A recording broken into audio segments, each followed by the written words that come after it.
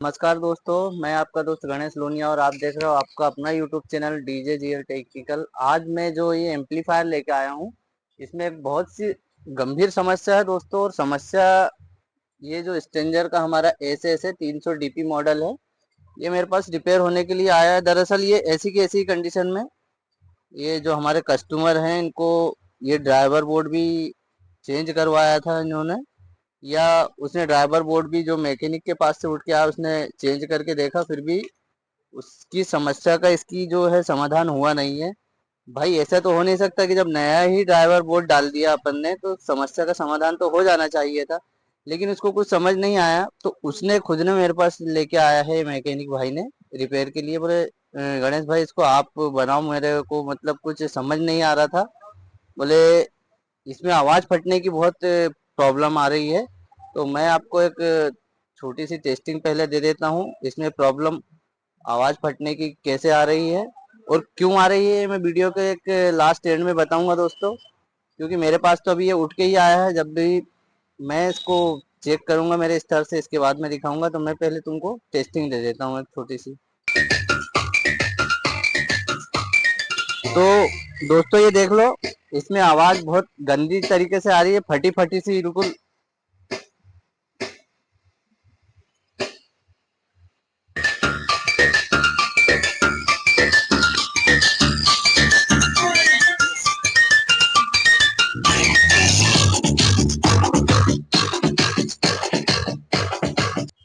दोस्तों अधिकतर ये जो आवाज हमारी फटने की प्रॉब्लम है, इसमें अधिकतर 80% लोग ये प्रीसेट डालते हैं, समस्या खत्म हो जाती है, या ड्राई वोल्ट मैनेज करते हैं तो भी समस्या खत्म हो ही जाती है। लेकिन अभी इसमें प्रॉब्लम क्या हो रही है, ये जो एम्पलीफायर में बंदे ने तो जैसे मैंने आपको दिखाया कि ये बोर्ड ही चेंज कर दिया था। प्रीसेट की तो छोड़िए आप, तो जब प्रीसेट बोर्ड ही नया चेंज कर दिया था तो समस्या तो समाधान हो ही जानी थी। लेकिन इसमें क्या है कि ड्राइवर बोर्ड जो है हमारा बिल्कुल ओके है दोस्तों, इसमें कोई प्रॉब्लम नहीं थी। बस चेक करने का तजुर्बा और नॉलेज होना चाहिए आदमी को। यूट्यूब पे यूं तो देख देख के बहुत से नए मैकेनिक सीख रहे हैं, फिर ठीक है, सीखे बढ़े आगे, बहुत बढ़िया बात है। लेकिन अब मैं इसमें फॉल्ट बताता हूँ दोस्तों, एक छोटा सा फॉल्ट। पहले मशीन को मैं इसके लिए ऑन करूंगा। ये हमारा एम्पलीफायर ऑन हो गया है। तो बेसिक सभी जानते हैं कि आवाज की क्लियरिटी के लिए ड्राई वोल्ट बहुत ज्यादा महत्व रखते हैं। तो पहले हम वोल्टेज चेक करते हैं, पहले जो हमारे बोर्ड में कितना आ रहा है, तभी ड्राई वोल्ट हमारे जो है वो बनेंगे। तो इसके लिए पहले यहाँ से जो हमारा वोल्टेज है ये एकदम करेक्ट आ रहा है दोस्तों।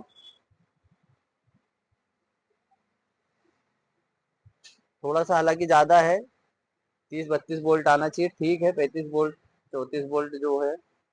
और यहाँ पे जो हमारा 40 वोल्ट है ये भी करेक्ट है। अब उसकी वजह मैं बताऊँ, ये जो वोल्टेज है 40, ये हमारे जो 30-55 दो ट्रांजिस्टर लगे हैं इनको रन कराने के लिए होता है। और यहीं से ही ये हमारा जो बेस वोल्ट जिसे हम बाइसिंग वोल्ट बोलते हैं वो बनता है दोस्तों। तो चलिए हम इसकी ड्राई वोल्ट चेक करते हैं, फिर मैं आपको दिखाता हूँ। मशीन ऑन है, तो पहले तो हम वोल्टेज चेक करते हैं। 40 वोल्ट बिल्कुल एक्यूरेट है। अब वहीं हम इसके ड्राई वोल्ट चेक करते हैं, 0.4, ठीक है। अब देख लीजिए यहाँ पे कितना वोल्ट बता रहा है, 16 वोल्ट। और ये हमारा बेस वोल्ट है, यहाँ से 16 वोल्ट बता रहा है दोस्तों। ये इस फीडबैक का है, इस साइड का। अब मैं इसमें एक लोचा बताता हूँ तुमको क्या है। ये जो हमारा आउटपुट ट्रांसफार्मर है दोस्तों, यहाँ पे देखिए ध्यान से कि इसका जो ये बीच वाला पॉइंट है, मैं एकदम क्लियर बताने की कोशिश करता हूँ। ये जो पॉइंट है ये एक ही पॉइंट काम कर रहा है, ये देख लीजिए। ये एक पॉइंट दोस्तों फ्री है, एक पॉइंट काम कर रहा है, एक पॉइंट फ्री है। तो ये जो इधर के फीडबैक पे काम कर रहा है, ये इधर का जो ड्राई वोल्ट जैसे मैंने आपको दिखाया था एकदम एक्यूरेट करेक्ट है, 0.5 या 4। कोई दिक्कत नहीं, उसको हम मैनेज कर लेंगे। लेकिन जो 16 वोल्ट आ रहा है इस कंडीशन में कभी भी एम्पलीफायर इस साइड का बहुत ज़्यादा इसीलिए हीट हो रहा है क्योंकि डायरेक्ट वोल्टेज जा रहे हैं उस पर। तो ये जो हमारा फ्री पॉइंट है इसको हमको आपस में शॉर्ट कर देना है, और ये शॉर्ट कर देंगे ना हम दोनों आपस में, तो दोनों साइड के फीडबैक काम करने लगेंगे। क्योंकि एक कॉइल तो एकदम फ्री है, इसके अंदर आहूजा में यहाँ पे डायोग्राम रहता है, मैं अभी समझा नहीं सकता आपको। मतलब आहूजा का जो एम्पलीफायर आप कभी खोलोगे तो यहाँ पे ट्रांसफार्मर तो उसका डायोग्राम रहता है। ये जो फीडबैक है, जैसा कि मैं आपको समझाने की कोशिश करता हूँ, ये कॉइल और ये कॉइल सेम है, ये दोनों कॉइल सेम है। तो ये कॉइल को हम आपस में जब शॉर्ट करेंगे तो ये दोनों साइड के फीडबैक इधर का भी और इधर का भी काम करने लगेगा, और यहाँ जो है हमारे ड्राई वोल्ट एकदम एक्यूरेट हो जाएंगे। तो चलिए हम उसको शॉर्ट करते हैं, फिर मैं आपको दिखाता हूँ उसमें वोल्टेज नाप के। तो दोस्तों ये जो है मेरे पास, इसको बहुत से लोग ड्राइवर ट्रांसफार्मर भी बोलते हैं, डीटी कॉइल भी बोलते हैं।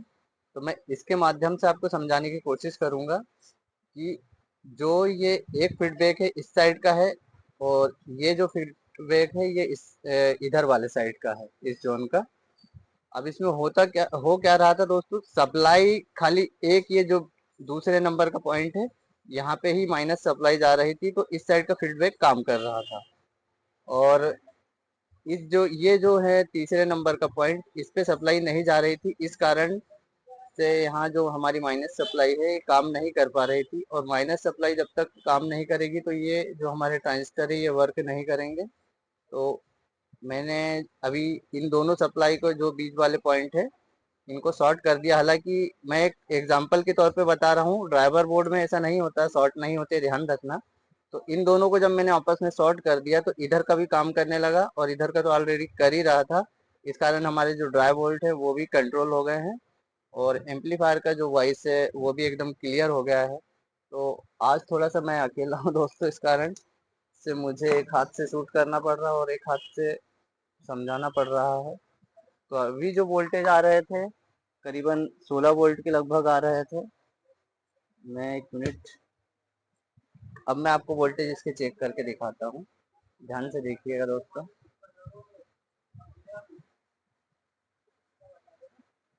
ये देख लीजिएगा एकदम एक्यूरेट वोल्टेज 0.4 ये वाले फीडबैक पे जहाँ से गया हुआ है, ठीक है।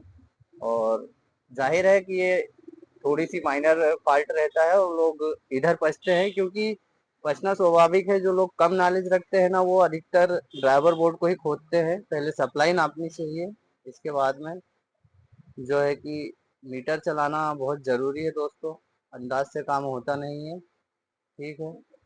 मैं आपको साउंड चेक करके दिखाता हूँ अब दोस्तों। हम इसकी एक छोटी सी टेस्टिंग करा देते हैं आपको कि हमारी जो समस्या है वो उसका समाधान हुआ या नहीं। ये देख लीजिए आप, एकदम वॉइस क्लियर हो गई है।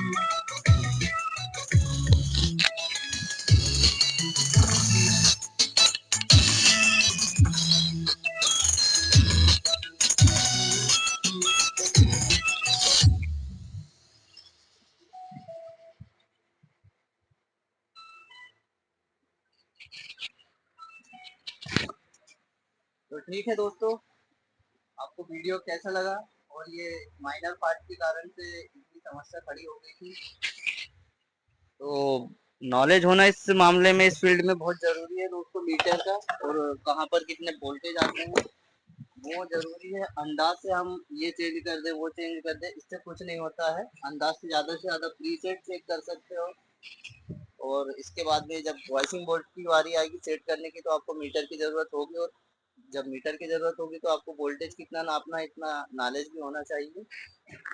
तो मुझे लगता है मेरे द्वारा आपको जो जानकारी इस वीडियो के माध्यम से मिली है दोस्तों, उम्मीद है कि आपको बहुत पसंद आई होगी। और प्लीज़ मेरे चैनल को दोस्तों ज़्यादा से ज़्यादा सब्सक्राइब करें, और इस वीडियो को लाइक दोस्तों ज़रूर करें, अपने दोस्तों में शेयर करें जो इस फील्ड में है। फिर मिलेंगे इसी टाइप के किसी वीडियो में, तब तक के लिए है जय हिंद जय भारत।